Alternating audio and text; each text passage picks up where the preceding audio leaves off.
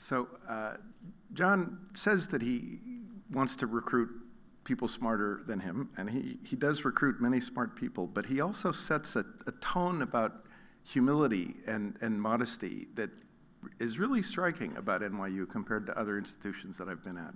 And as I'll observe in a moment, I think this is quite important to inquiry, scholarly inquiry, and especially inquiry directed at policy.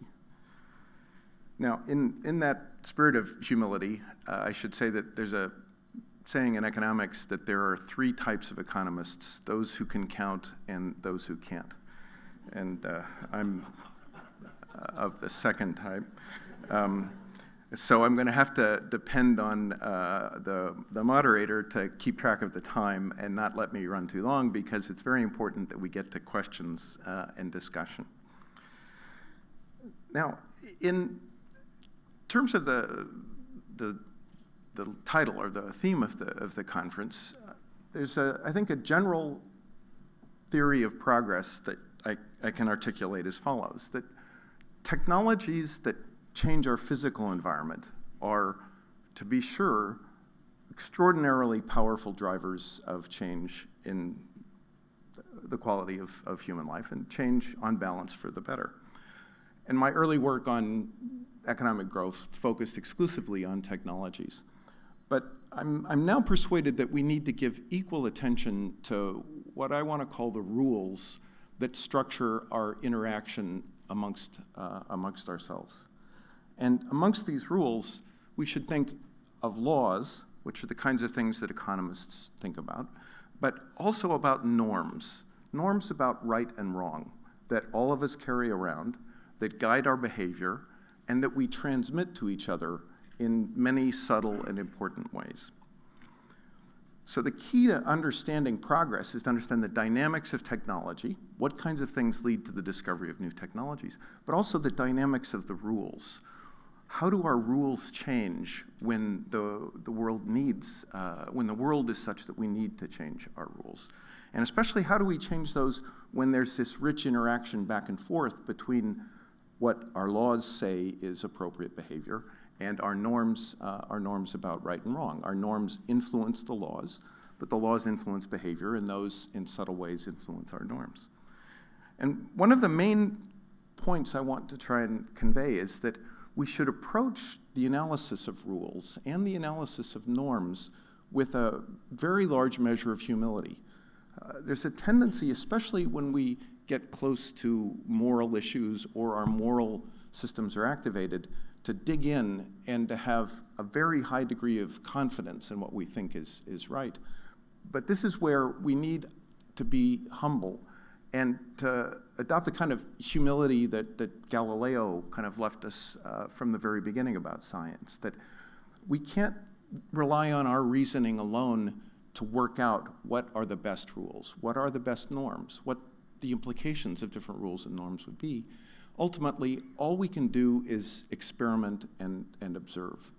And the point I hope you'll take away from this discussion is that urbanization gives us a unique opportunity, truly unique in human history, to do some experiments about our rules and our norms.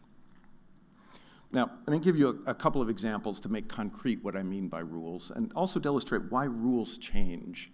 We can't think about rules in this kind of Judeo-Christian sense of the 10 Commandments given to us on stone and then everything's fixed forever after. The rules are a once and done kind of thing. Rules have to constantly change. In a rectangular grid of streets, the kind of rule that many municipalities adopted to control the flow of traffic was go if the light is green, stop if the light is red. Now, when the density of traffic on the grid increases, eventually that rule stops working, and you can get what is the origin of the term gridlock. The entire grid can be locked because at each intersection, cars stuck in the intersection are blocking the flow of other cars. So we need a different rule to manage traffic at a rectangular grid. In New York, we refer to this as don't block the box. I don't know if that's a saying here in India, but there are comparable rules about don't enter the intersection even if the light is green, unless you're sure that you can leave the intersection. And we have laws that are sometimes enforced, often not enforced, that mandate this kind of behavior. But people also have norms about, to a large extent, if the light was green, I had the right to go, and why the heck am I getting a ticket for something that wasn't my fault? I didn't know I wasn't going to be able to leave the intersection. So we see in the enforcement of the law and not walking the blocks this tension between our norms and our laws. This is a picture of the Columbus Circle in New York City. I'll show a map that points to this in a minute. This is Columbus Circle from around 1900. It's up by Central Park. Circles were another way that designers, architects fought through how could we manage traffic flow, and these designers, based on their acute powers of reasoning, concluded that a circle was a good way to manage the traffic, and assumed that the right rule in such a circle was to give priority to cars that are entering the circle. That turns out to be a really terrible rule for managing traffic, because if there are lots of cars trying to enter the circle, all of the traffic in the circle is stuck and can't leave because all the cars entering have priority.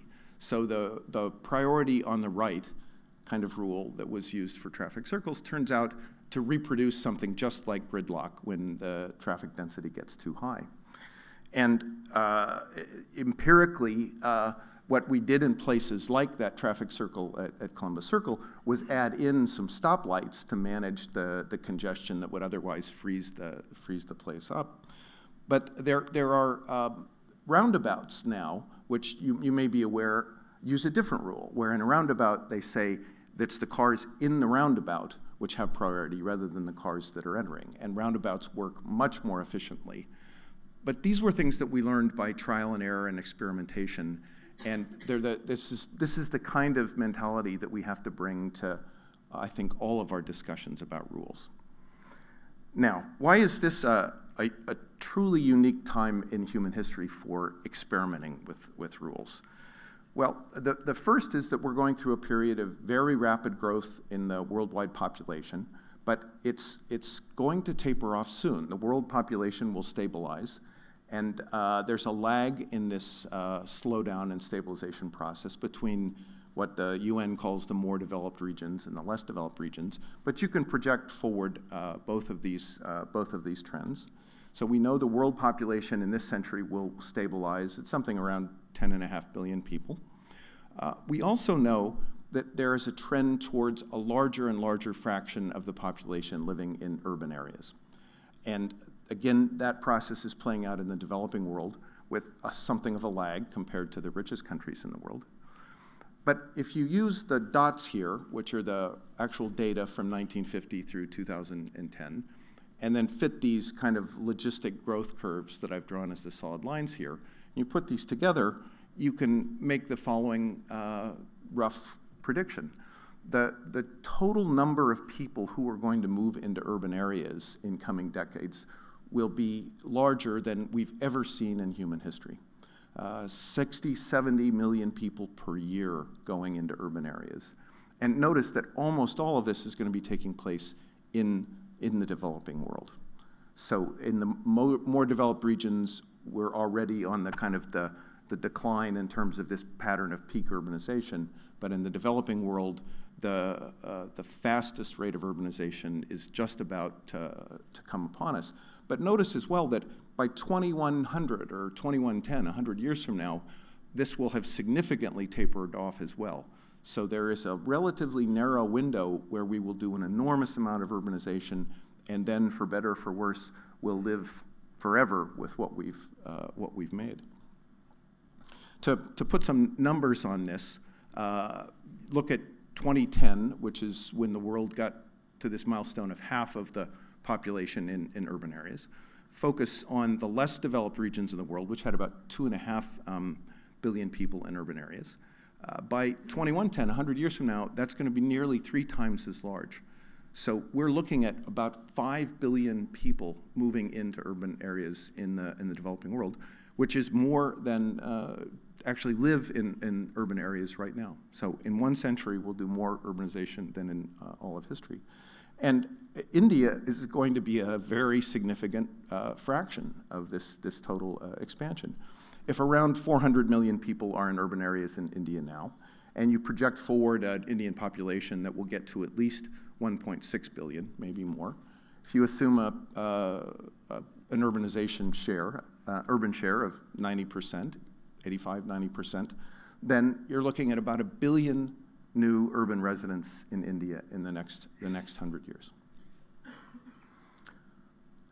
Now, why do I say this is an opportunity? Most people look at this and think, oh my God, this is a crisis. But it really is an opportunity, because existing cities in India will expand significantly, and I'll have more to say about that in a moment. But when so many people want something, you can provide it not just by expanding existing cities, but potentially by creating entirely new cities.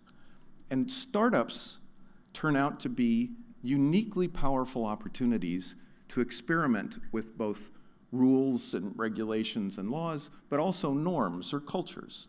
Startup firms create a new corporate culture that does something different, more effectively than, say, an existing corporate culture. And in the same way, startup cities could experiment with, develop different kinds of cultures, lead to changes in norms, which then feed into changes in laws, and can create better environments to live and work in, and can be models for change throughout a society, just as a successful startup entrant in an industry can be a model and a competitive force that forces the entire industry to change. Now, let me again give you an example to focus on specifically. So imagine India starts from scratch, in isolation, a new city of, say, 10 million people. Now, notice, that's not a very big city, and it doesn't make a very big dent in 1 billion people. So you'd need 100 of such cities to make room for 1 billion people. But so start one, maybe start dozens of them. What could you do differently in a new city? One thing that has captured my imagination right now is the following. This graph shows particulate counts in cities all over the world. You'll notice that North America and Australia, New Zealand have clean air through a very complicated set of rules that they enforce, but it takes a very extensive, elaborate system of government to achieve clean air that reduces these particulates. And it's very important to do this because the more we learn about the health effects of particulates, the more damaging we realize they are, and damaging in all kinds of ways that are really, really just tragic. They increase the probability that kids miss school. They may harm brain development. They certainly reduce life expectancy. So these are just enormously bad things to do. Most of the world, even Europe, certainly developing world, has extremely high levels of particulates. And there's this enormous harm that's taking place because of this. Now, what could you do in a brand new city? You could have a very simple rule that would be very easy to enforce. Prohibit burning any solid fuel and any liquid fuel. So no wood, no coal, no petroleum, no diesel, no ethanol. You could run the entire city on natural gas. And natural gas turns out to be very clean as a fuel. It doesn't produce particulates. It doesn't produce the sulfur dioxides, carbon monoxides, nitrous oxides. You could instantly have the cleanest city in the developing world simply by imposing the rule of no diesel, no gasoline, no coal. Now, this is timely, of course, because we're making dramatic improvements in the technology for extracting natural gas. The price of gas has fallen so far in the United States, it's now cheaper to run vehicles on natural gas than on diesel or gasoline. A huge fraction of the US electrical generating capacity has switched from dirty coal to clean gas. And it turns out India has enormous reserves of the same kind of shale formations that the United States has. So you could easily develop your own supplies of gas, easily develop a city that shows how you could have the cleanest air in the developing world. And again, do it without huge, expensive, difficult to manage bureaucracies that do all the kinds of things that the Air Control Board, say, does in California. This is also something which you can do with existing technology. Existing vehicles can run on compressed natural gas. So here's a filling station in Brazil. Here's a bus in Spain, I believe. But now, why does it take a new city to do this? Well, it's partly because it's difficult to turn over the installed base of something like the filling station infrastructure. So the places that, or the firms that are already using compressed natural gas have, say, a fleet system with a central location where they can install their own filling station. But if you think of the politics of requiring owners of existing diesel cars, diesel trucks, petroleum-based cars, gasoline cars, or the owners of the filling stations, you can see that the politics and the norms about rights and what's possible would make it incredibly difficult to shift any existing city away from our existing liquid fuels. But in a new city, it would be easy to enforce. Right now, it would be cost-effective, and it would have these enormous health benefits. So think of that as the kind of thing you can do with a new city that you won't be able to do if you just increase the size of an existing city like Mumbai. Mumbai will almost surely be using diesel and gasoline in 100 years because these things are so hard to change. But maybe if there is another city that shows how low cost it is to have very clean air and what huge benefits it has for people and what it means for children, maybe that will lead to, say, the kind of US-style regulation of those diesel vehicles and those gasoline vehicles to get them to stop producing particulates as well. Okay, now let me pull back from those specifics to the main focus, I think, in the discussion today, and my main interest, which is economic development. And here I'm going to use just a tiny bit of jargon that, if you're a Stern grad, you may remember. We're used to thinking of national output or national income as being the output produced in a country. Everything that we produce, somebody owns, so it shows up as income for someone. And economists have this jargon and language about physical capital being one of the things that helps produce output. Human capital is another thing. And then this vague, unexplained category of productivity that together with these other hard inputs leads to more output. And the kind of work I've done on growth and other people have done focused on things like R&D policy that might somehow influence productivity, industrial policy that many people have proposed in both rich countries and in developing countries as ways to encourage particular industries that might have particular technologies that might somehow lead to higher productivity. But this transition from the abstract theory to the policy is a big leap and has lots of room to make mistakes. And I think it may actually be better if we switch from thinking that way and use a logically equivalent but slightly different way of thinking about things. You can also think about national income as being the factor payments, the income that all of the factors of production earn in an economy. The main factors of production in an economy are its people, or its types of, if you classify them, the people with different types of human capital. So national income is the sum of the wages you get if you're a human capital holder of type 1, times the number of people with that type of capital, plus the wages of human capital type 2, times the quantity. And if the main things you own are the main thing the nation possesses are its people, it's income for all of those people that translates into national income. And then if you start to think about policy, you strip away these vague notions about productivity. You strip away these vague ideas about, well, gee, if we just develop this bright, shiny new industry, somehow that will lead to spillovers and productivity improvements. And it focuses you very specifically on how do you raise wages for the people in the economy. And what that leads to is what I would like to call factor policy instead of industrial policy, which says first, increase the demand for the factors you have, and then develop the factors that you want to have. It's really the key to successful development policy. Now, the term factor is used, at least in my communication with economists, on purpose to invoke something that we call factor price equalization.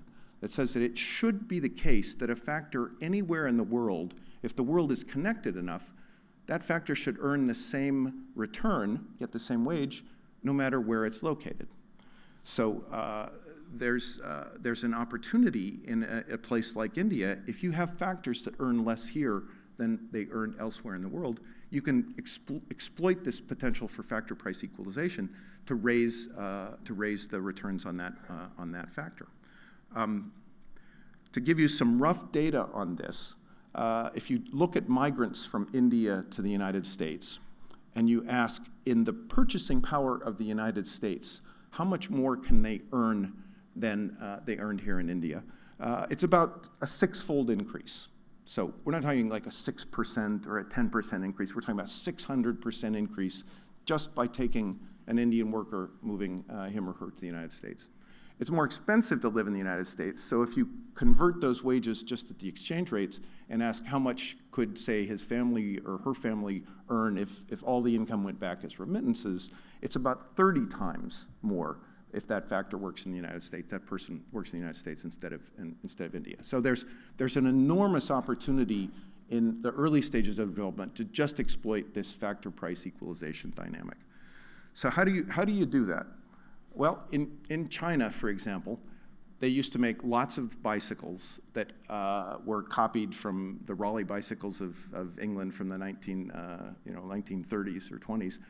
There was no market around the world for these bicycles, but they managed to bring in factors from the rest of the world that were complements to the factors they had, workers who could work in a bicycle factory. So the way they raised the demand for workers in China was to invite in, say, the designs for mountain bikes that were being developed in California, the managers from Taiwan who were experienced at modern systems of manufacturing, the gears that were actually made by special firms in Japan, and China suddenly became the biggest exporter of bicycles in the world. Now, if you'll bear with a little bit of pedantic supply and demand here, you can think of an initial position where there's some workers in a rural area, workers in the city, and when all of these inputs, the managers, the gears, the designs, come into the coastal city in China, that raises the wage for the workers in that coastal city. So first, wages, the demand for workers goes up, the wage goes up. Those factories, those complementary inputs did not spread throughout rural China, so you've initially got a problem of inequality. But then what's going to happen is that in response to the wage differentials, people are going to move from the rural area to the urban area in the coast. So the supply curve starts to shift in from the province, and the supply curve shifts out in the coastal city. So you eventually end up with higher wages both in the rural area and in the city, but because you end up with a lot more people living in the city where you can increase the demand by bringing in these complementary factors. So factor price equalization is going to be closely tied to, or pursuing factor price equalization is going to be closely tied to successful urbanization. We've seen examples of how this worked, and an example of this idea of a startup. When Deng Xiaoping wanted to bring foreign talent into China and foreign knowledge to hire Chinese workers, to increase the demand for Chinese workers, he didn't try and impose this on the entire Chinese economy, but he created a new special zone in Shenzhen and said, in this place, it will be possible for Chinese workers to be employed by those running dog capitalists that we've been talking about for so long. Don't go to Shenzhen if you don't like this idea, if this seems wrong, but if you want to try this, go to this place where there's essentially nobody living and we're going to try something new. Shenzhen then had output which 1980 was essentially zero, grew from 10 million to 100 billion by 2010, the fastest growth that we've ever seen. And in terms of population, it went from almost nothing to more than 10 million people, and most of that growth came after 1990. So it is possible to have a new city of 10 million people grow up very quickly and have it generate huge opportunities, huge income gains, and as a model, change the rest of China, which started to copy what Shenzhen was doing in terms of encouraging direct foreign investment that could bring in these complementary inputs to raise the demand for workers in the rest of China. So we talked about increasing the demand for the factors you have. Then you have to figure out, how do you develop the factors you want to have? If you have, say, one type of new factory workers and another type more experienced workers, in the factor price equalization process, you can raise wages for both types of workers by bringing in demand inputs that will raise the demand for them. But at some point, you reach the limit. Your wage for a low-skilled worker is now equal to the worldwide wage for a low-skilled worker. If you want to get more income gains for those people, you've got to start converting those lower-skilled workers into higher-skilled workers. Now, the way we usually think about doing that is through education. But if you think about a labor force which isn't going to go back to school, improving the educational system is not going to change the skills that the workers in your labor force have. But it turns out that employment can be as good as school in instilling skill. In particular, formal sector employment can raise the wages, raise the productivity of workers to an astonishing extent. And it's an even stronger effect for low-skilled workers. This shows what happens to the ratio of the wage the worker earns at a particular point in his lifetime to his or her wage when he or she first starts in year 0, and it takes the log. So going up by 1 here means that your wages have increased by the power e, so like 2.8 times. And you'll see that in the first 10 years of work in the United States, wages go up to a remarkable extent. So it's well known that our educational system does not instill human capital as effectively as other educational systems around the world. What's less well known is that we make up for that to a remarkable degree when people get their first jobs. The return per year, the increase per year from more experience is about 12% per year. And as you can see from the blue line, the return to experience is even higher for low-skilled workers.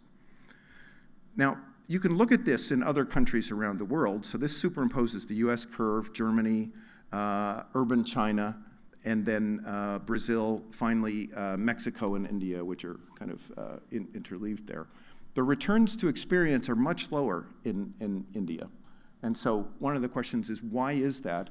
And what could you do to make sure that work raises skill, adds as much to the earning power and capacities, abilities of people as work in other places? I'll come back and talk about that as well.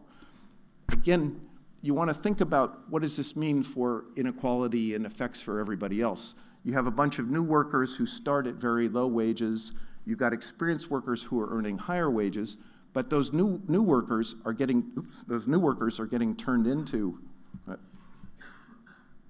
Not only can I not count, but I can't push the right button reliably.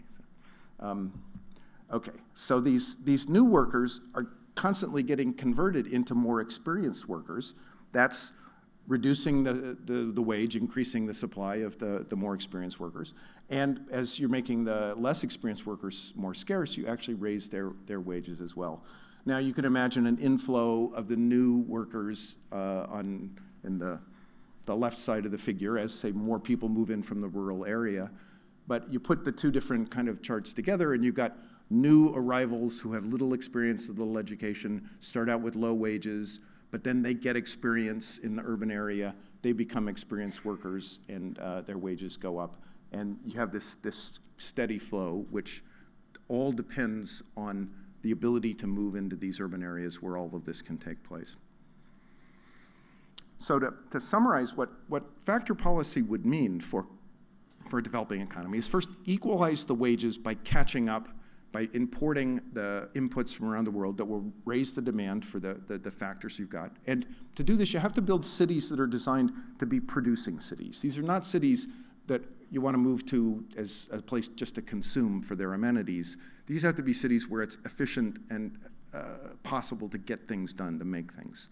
Then rely on the accumulation of human capital through, in most of the labor force, through on-the-job experience, to be sure invest in education for the young people, but for the existing workforce in the next 10 or 20 years, most of the improvement in human capital will come from experience on the job, not from new graduates from the school system. And to take full advantage of that opportunity, it's extremely important to make sure first that everybody is employed, because employment is like school. When people are sitting idle, it's not just that they're not getting income, but they're not learning skills. Their skills are actually deteriorating. And manufacturing employment in particular seems to be the kind of employment that someone with very little formal sector experience, very little education can move into, earn some income, but have a big improvement in their skills, and then they move on to many other things later in their lives. So expanding manufacturing employment is a key part of creating this skill improvement process and the demand increase process for workers who are now in rural areas. And formal employment is also essential here. Formal employment in modern firms with more educated managers, with more modern technology, this kind of employment is like going to a better school. And it may well be that employment relations which allow the possibility of being fired if you're not being prompt, if you're not doing a good job of working with your colleagues in the firm. That kind of seemingly harsh labor relations environment might be exactly what you want if you want to help people learn those skills like reliability, punctuality, cooperation, attention to detail, attention to quality. You wouldn't want to have your kids go to a school where they were all guaranteed by law that they all got A's, and the teacher could never give any kinds of negative signals to them if they're not doing their work. And we may need to rethink many parts of our labor policy from this perspective, not just of protecting an income stream, but creating a learning environment that brings out the best in people. And I think that it's the formal sector employment and the relatively flexible labor market that makes experience so much more valuable in the United States compared to India, which has an extraordinarily high degree of informal employment and has labor protections in the more modern firms, which may undermine the ability to learn these key disciplines. So what's the evidence for this kind of theory that I'm outlining? Well, if you look across long stretches of time and plot things like the share of employment which is in agriculture against income per capita, you'll see that there's a very strong trend for what we call structural transformation to take place. As a country gets richer, on average as people get richer, the fraction of people who earn their living in agriculture goes down dramatically, from 70–80% to under 10%. Initially, countries systematically increase employment in manufacturing as well.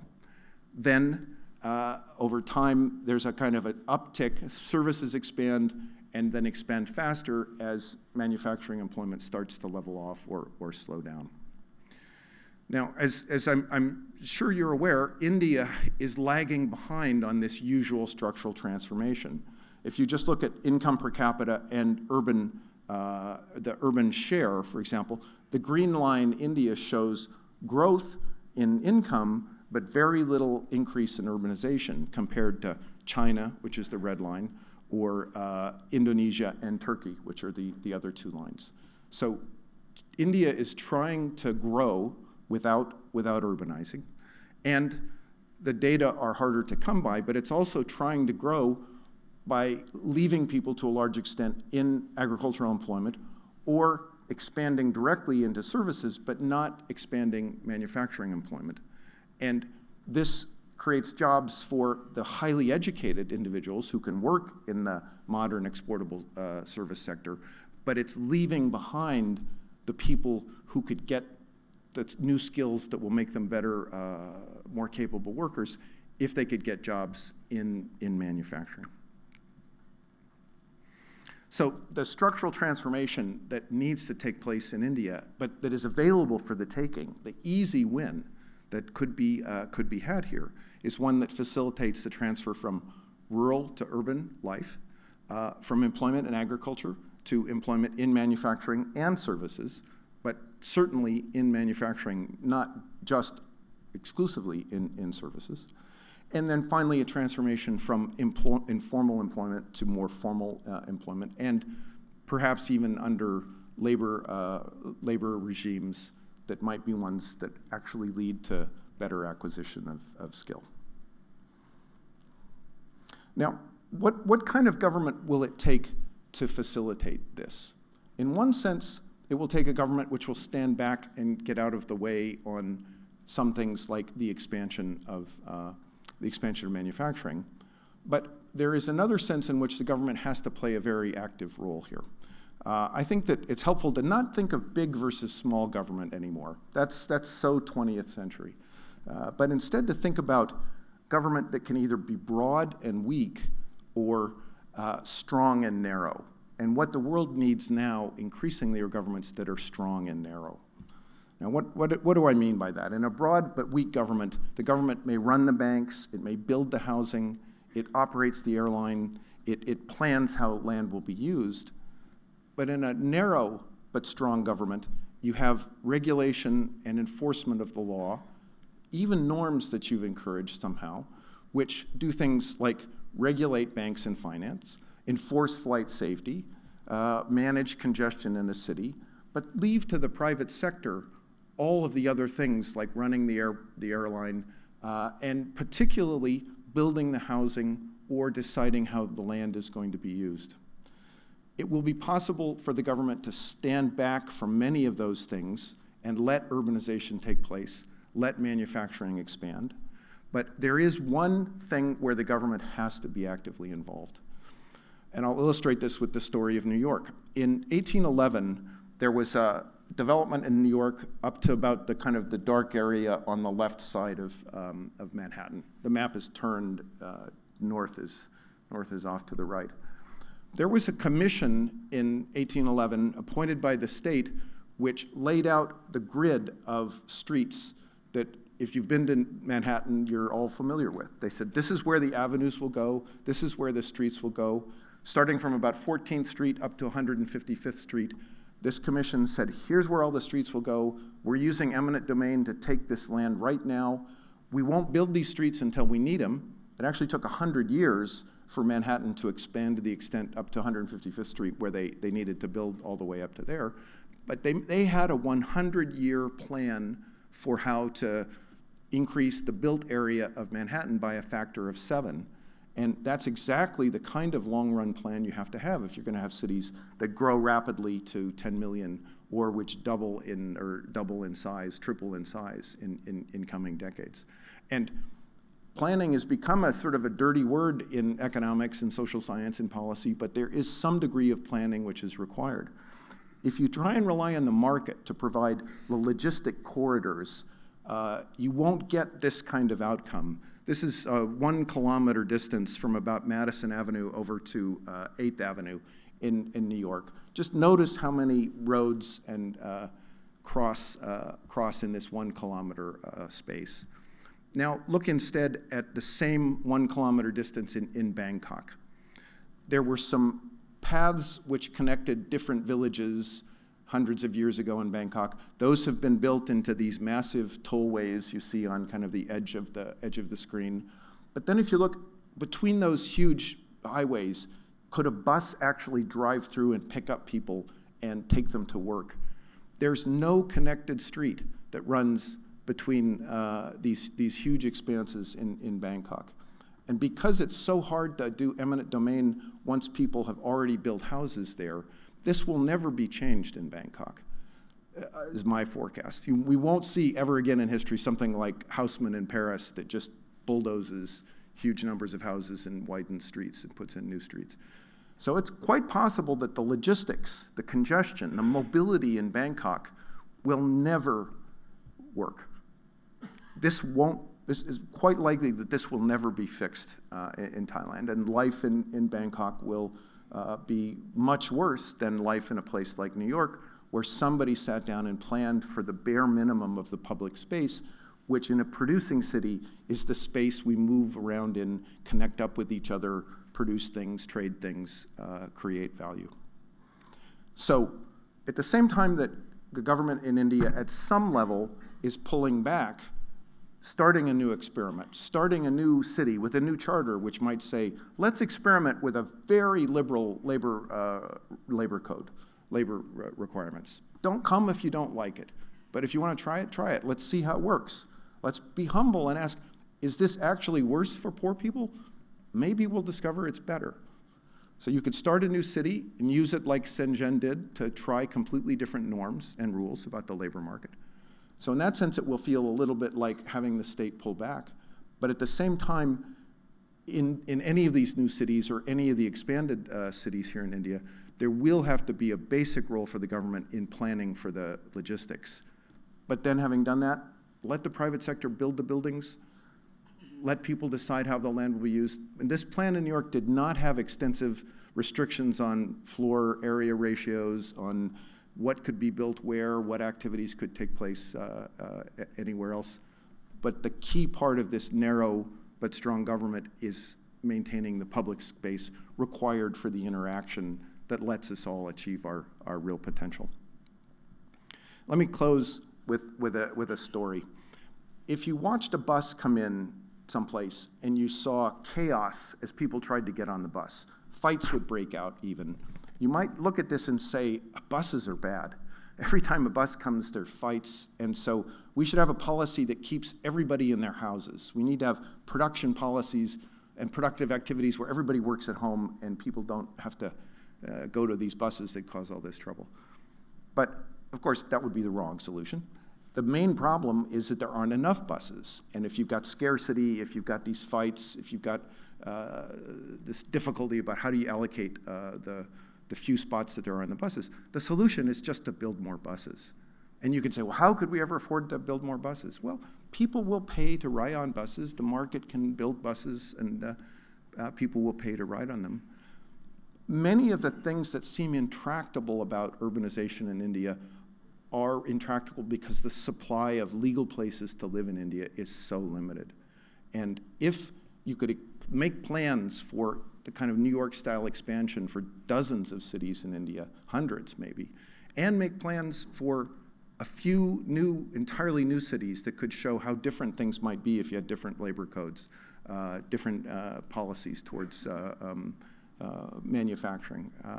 If you did those two things, then I think India can go down the well-trod path of structural transformation, and in 100 years, it will be a model for the world instead of a place with a lot of cities like Bangkok that will be a drag for centuries to come. Thanks.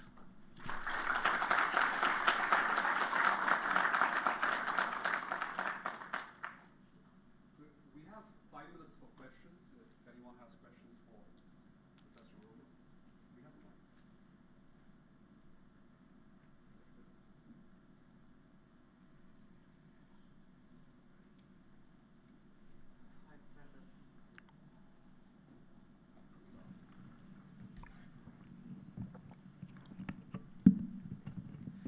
Hi, Professor. Good morning. Hi. I had a question regarding, you were talking about urbanization and development of new cities and smaller cities growing. And what I have noticed in India is that a lot of smaller cities are growing at a much more rapid pace than some of the bigger cities are.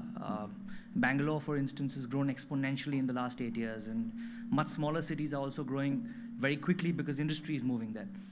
My question is that we still see that a majority of the Indian elite, the richest of the rich people, and a large section of India's urban and middle class population still chooses to not leave a place like Mumbai and move to a city with bigger roads. My question to you is, do you think that in a country like India, where social norms and social ties are a lot more important than, say, many other countries, we will see this shift of a city like Mumbai, for instance, losing its position as the financial capital, and a city, say, in Gujarat, where there is far more development, becoming one.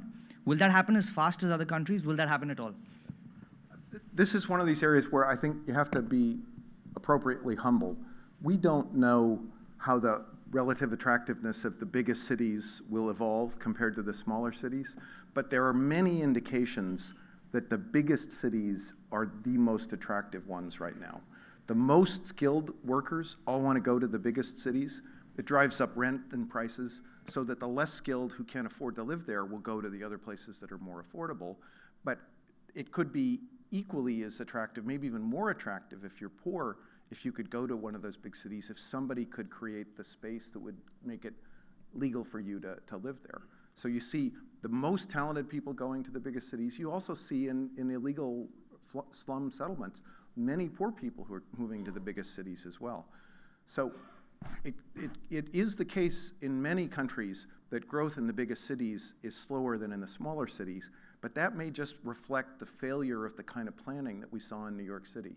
And if somebody planned for, let's try and get to 10 million, let's try and get to 20, 30 million, see what happens. The planning part is very low cost. If you build the infrastructure on a just-in-time basis, if you don't grow to that size, you don't need it. But if you don't plan for and allow a logistical system that makes that a possibility, you'll never get it.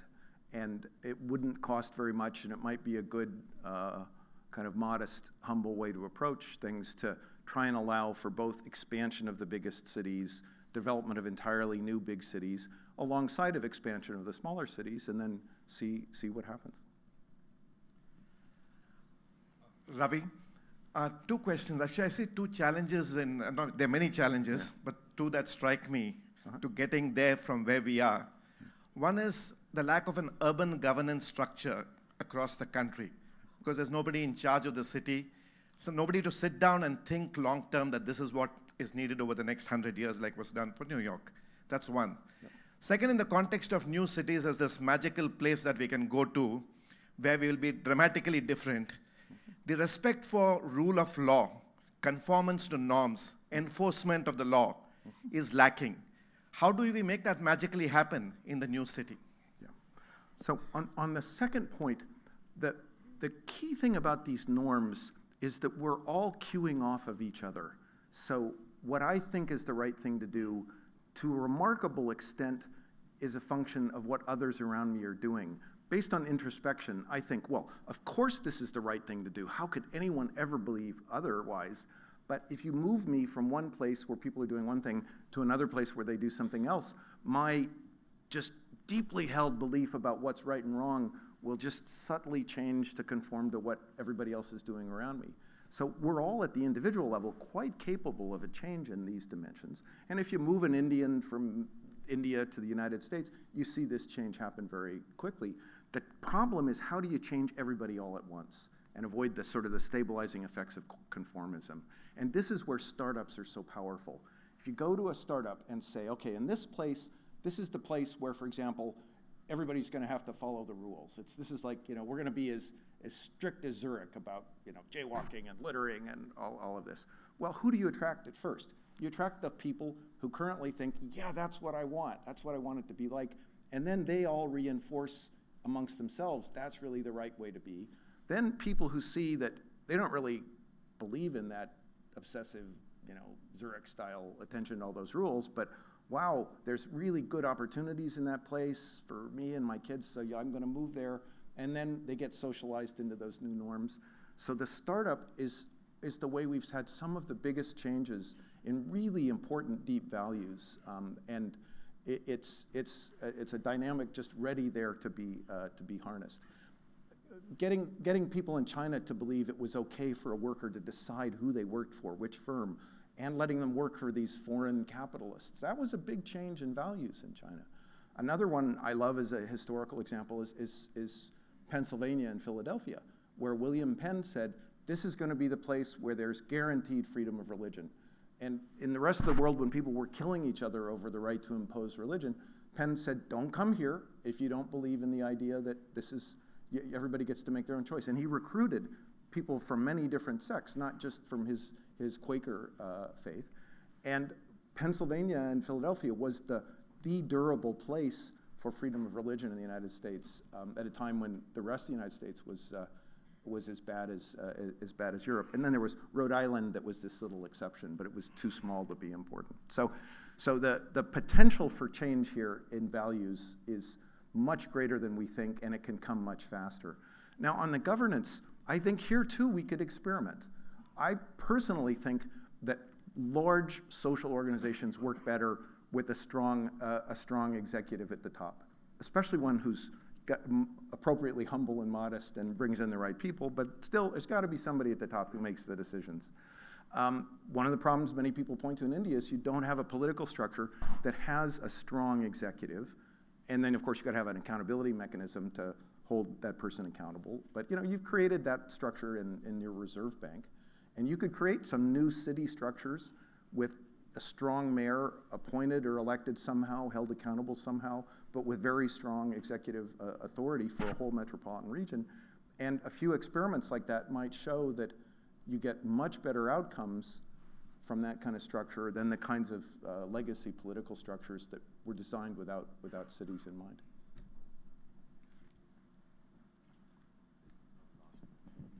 I know we're out of time, Paul, just a last quick one. So I don't think, you've been here for a couple of days, so I don't think we're going to get to the 100-year plan that you saw in China or in New York. Mm-hmm. But I'm just curious what your views on London is, because it seemed like a good blend of old and new. Yeah.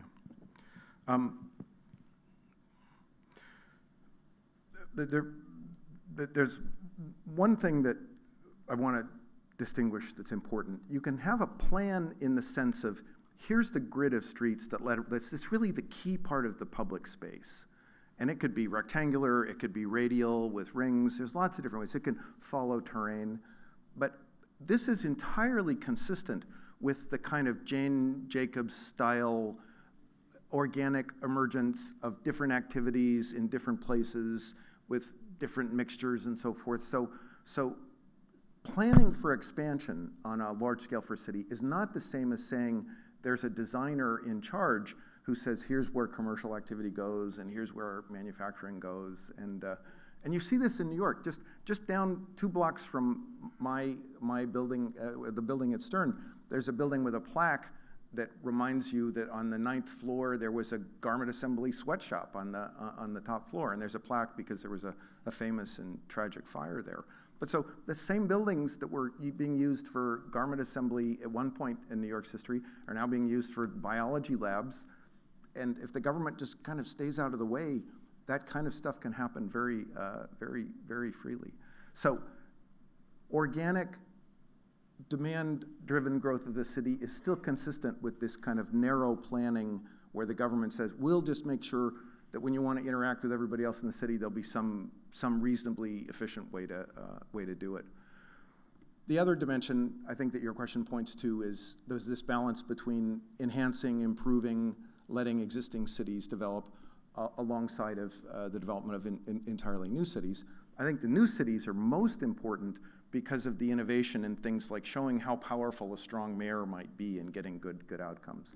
And then if that works, it's something you can copy in other places. And then I guess the last point, which is widely noted, is that we always have to balance our preservationist instincts with a tolerance for new things to come in and perturb the way things are. And if we err too far on the side of preserving everything exactly the way it was, we lose the dynamism and we lose the ability to do something like increase the density of a city and let more people come live there. Like, this is one of the striking things about New York right now, is how the Bloomberg administration is very consciously trying to make it possible for more people with modest incomes to have a legal place to live in New York City. But to do that, you got to build more buildings, you got to build smaller apartments, you got to let things change a little bit. You can't turn New York into a museum if you want to keep it as a place of opportunity. Thank you very Thank you. much.